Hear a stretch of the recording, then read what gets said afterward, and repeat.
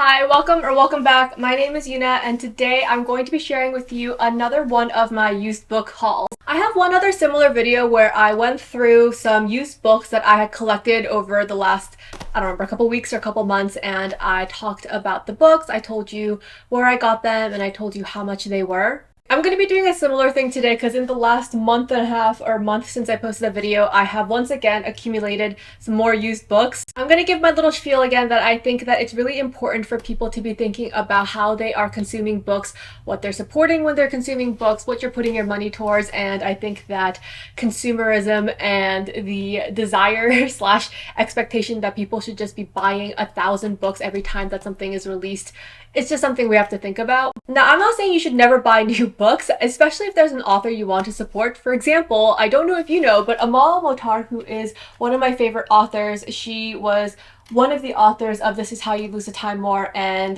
the author of The River Has Roots. She has a new release and I'm absolutely going to be buying that. I want to support her. I want to make sure her numbers are good. Still, I like to encourage people to use their local libraries whenever possible. They are such a freaking treasure and you can get so many things from them that aren't just books. I mean, you can get DVDs. Sometimes you can rent out things like sewing machines. Check out your local thrift stores, your secondhand bookshop. There are just a lot of other ways that you can be reading and getting books that aren't just purchasing new books. And to be honest, it's probably going to be nicer to your wallet. So let's get to it. I'm looking at my pile of books right now and I'm actually really happy about the diversity of authors here. I have Indigenous authors, I have Latinas, I have Asian authors, I have trans non-binary authors. I don't have a single cis white man on here today. So like I said, I'll go through the books, I'll let you know how much they were, where I got them, and give a quick summary of each of them. Spoiler, I think almost all of these books I got off of Pango. Pango is such a problem for me, but I can't stop. First book I'm going to talk about is A Language of Limbs by Dylan Hardcastle. The author Dylan is non-binary, and this was one of the books that I recommended for the Trans Rights Readathon this year. The retail price is $28, and I got this off of eBay for $10. I'm going to read you a little bit from the inner jacket. A breathtaking sliding doors, will they, won't they love story and a tender epic that explores the weight of a choice, the love of community, and how joy is found in even the darkest corners. Newcastle, Australia, 1972. On a sticky summer night, a choice must be made. To give it to queer desire or suppress it. To venture into the unknown or stay the course. In alternating chapters, we trace two versions of a life that follow. So I know this book is going to be about queer love, a queer relationship that might happen, might not happen, but I'm not really sure how it's going to be structured, and I don't know what they mean by two versions of a life that follow. Like two completely different timelines and versions of a life that could have happened based on the choice, or does it just mean that they're following two different people and the different lives they end up leading? I don't know. But I do know that we follow the two characters over the course of several decades as they experience different things like the AIDS pandemic. I've heard a lot of great things from people, so I'm really excited, and I'm always looking to read more from authors who are queer, trans, non-binary, so this one is high on my list, although I say all these books are high on my list and I have 1,000 to get to, so who knows when I'll get to it, but hopefully soon. And I'm going to read a review I came across for this book that says, "The prose is textured, viscous almost, an ooze of sweet honey shot through with golden light. A Language of Limbs is a novel of impeccable vibes and mood, a gay hymnal written from inside the guts of the two protagonists." Next, I'm going to talk about a whole series, and I talked about these books in my April TBR, and they are the 5 books in the Heartstopper series by Alice Oseman. I got all 5 of the books that are currently published off of Pango, and total for the 5 of them, I'm pretty sure I spent about $15. Each of them were only about $3. I'm kind of sad though because I got them from different sellers, and I realized after I got them that I guess number 5 is a different edition because it doesn't have the same type of spine or the same kind of paper, so it kind of stands out, but whatever, it's fine. Me trying to hold these clunky ass books. So this is a graphic novel series, and I mentioned that I love manga, I love comics, I love graphic novels, but I don't feel like I've been reading them enough, so I'm trying to get back into it with Heartstopper, and I've heard really good things about this series. I'm pretty sure it's a queer love story, coming of age story about these two boys in high school. I think they're in high school. People have told me that it is really tender and sweet, but still manages to talk about a lot of really difficult topics like eating disorders, self-harm, homophobia, asexuality. So yeah, I'm really excited, and depending on when this video actually ends up being posted, I may already have read some or all of the series, but I feel like since it's a graphic novel, series, I could probably get through it pretty quickly. I have another one for the gays, and that is Sunburn by Chloe Michelle Howarth. I was scouring Pango for this, I feel like, for weeks, and no one posted it, but I managed to get this copy off of eBay for $8. The new retail price is $20. So this is another queer coming-of-age love story, this time set in the 1990s, or at least starting in the 1990s in Ireland. The protagonist is a girl named Lucy who has to navigate between her feelings, her romantic feelings for a friend named Savannah, and the pressures to live a normal straight life as part of this nosy small town community. I've heard this being praised for its very lyrical, poetic, emotional prose, and I'm all about that. On the back it says, a beautiful coming-of-age love novel written with an insightful poetical prose rich with religious allegory. I don't think I've ever seen the word poetical. I did not know that was a word. It's kind of scary to say, but Pride Month isn't all that far away, so maybe I will try and read this and A Language of Limbs for Pride Month. Moving along, I have a book from a genre that I really don't talk about or read very often, and that is 7 Days in June by Tia Williams. Contemporary romance is definitely one of the genres that I reach for the least and am least interested in. I'm actually trying to think of any contemporary romance that I've read in like the last year, and nothing is immediately coming to mind.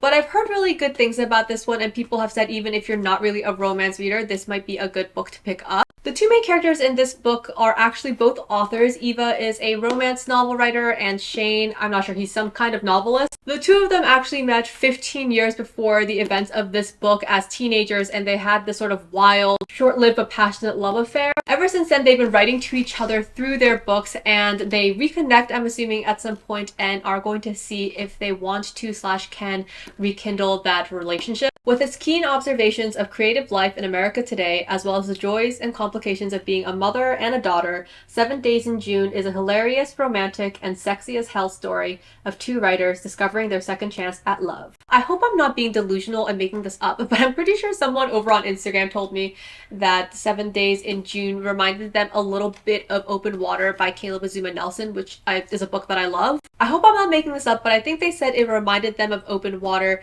in the way that it's more of a literary fiction character study than just a straight contemporary romance. So if that is true, I might really like this, so I picked it up. Yet again, I got this off of Pango. This was $4 and the retail price new is $17. Who knows, maybe I will really enjoy this, and never say never. Maybe this is the start of my contemporary romance era. I've got a bit of a theme going right now with these coming-of-age books, so I'll keep that rolling with Betty by Tiffany McDaniel. Betty, a stunning lyrical novel set in the rolling foothills of the Appalachians about a young girl and the family truths that will haunt her for the rest of her life. There's a quote about it that I love, and it says, "A girl comes of age against the knife."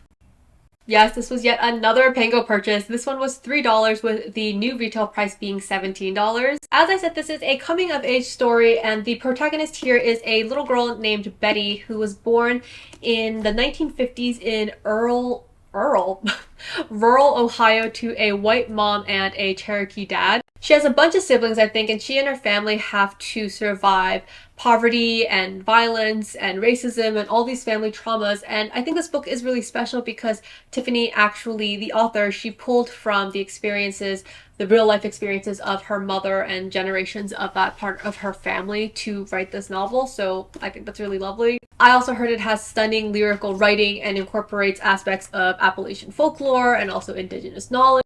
All of that sounds incredible, so can't wait to eventually get to Betty. The last 4 books I'm going to talk about, I actually purchased all from one seller on Pango when they were having a 50 or 60% off sale. Can you blame me? I'm simply not God's strongest soldier, and if a seller on Pango is having a big sale, I'm just gonna go for it. The first book I'm going to talk about is a short story collection called Sabrina and Corina by Kali Ferrado Anstein. Latinas of indigenous descent living in the American West take center stage in this haunting debut story collection, a powerful meditation on friendship, mothers and daughters, and the deep-rooted truths of our homelands. The back of the book says, Sabrina and Corina is a moving narrative of unrelenting feminine power and an exploration of the universal experiences of abandonment, heritage, and an eternal sense of home. I really haven't read about Indigenous Latinas enough, so I'm really excited I found this. And the author actually has another book, I think it's a novel, not a collection of stories, called A Woman of Light or A Woman in Light, something like that. So hopefully I read this and I enjoy it, because then I will also pick that up and give that a read. I already saved that book to my library account, so I'm getting a little ahead of myself, but I am really hoping I love this. I haven't heard anything about this short story collection or the other book, or really this author, but it was a National Book Award finalist, so hoping it's really good. As part of that sale on Pango, I got this book for a whole $2. The retail price is $17, and this is pretty much new. This is, yeah, I don't see any wear and tear on it. $2. I feel like I've only talked about poetry a little bit on this channel, but I do really enjoy poetry and poetry collections, and I was very excited during that sale to be able to pick up the next 3 books that I'm going to talk about, which are poetry collections all by women of color. The first one I'm going to talk about is Heart Like a Window, Mouth Like a Cliff by Sarah Borjas. First of all, this title, insane. Heart like a window, mouth like a cliff.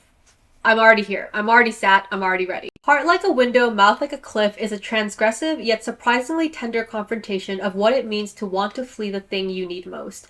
The speaker struggles through cultural assimilation and the pressure to act Mexican while dreaming of the privilege of whiteness. This is once again a book I hadn't heard of until I was browsing that sale, but from what I've gathered, this is a collection that talks about the Chicana identity, assimilation, family relationships, inheritance, class, a bunch of things. The last poetry collection I read was Some Are Always Hungry by Cheon Yoon, and that talks about the Korean American experience of assimilation and identity, and I love that. So I'm really looking forward to another collection that tackles some similar themes but from a completely different point of view and coming from a different set of experiences. This one sells for new for $15, but I got it as part of that sale for $6. The next poetry collection I picked up was Soft Science by Franny Chen. This one is $17 new and I got it for $4. I hope this isn't getting washed out too much on the camera, but can you see how cool the cover is?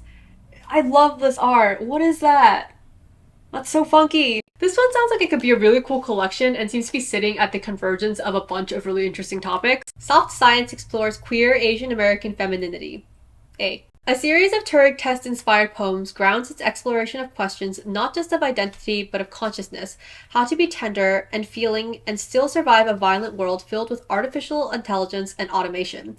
We are dropped straight into the tangled intersection of technology, violence, erasure, agency, gender, and loneliness. The last book I have to talk about today is my final poetry collection, and that is Joy in the Belly of a Riot by Barbara Font. This one is $18 new and I picked it up for $4. This is another book that I had never heard about and another author or poet that I had never heard about, and I just saw the cover when I was scrolling through Pango and I was absolutely taken by it. I hope you can see it because it's really beautiful. I love the art. I was super drawn to it. The acclaimed poetic force Barbara Font celebrates the practice of poetry as healing and prayer in this vital, life-affirming collection about surviving the void and touching the divine. Font gently preaches that we choose life and reminds us that wholeness is our birthright. Like a bunch of the books that I just talked about, this was another one where I have never heard of the poet. I've never heard about this book. I don't know anything about them. I'm going in blind, but listen, if this poetry collection can teach me how to survive the void and touch the divine, why not? I'm here for it. That is it. Those were all 13 books that I want to talk about that I purchased used in the last month or so. I didn't do this for the last video, but maybe what I will do is tally up the total so we can see how much I spent buying all 13 of these books used versus how much I would have spent if I bought them all new. So I just did the math, and if I had gotten all of these books, all 13 books new, I would have spent $228.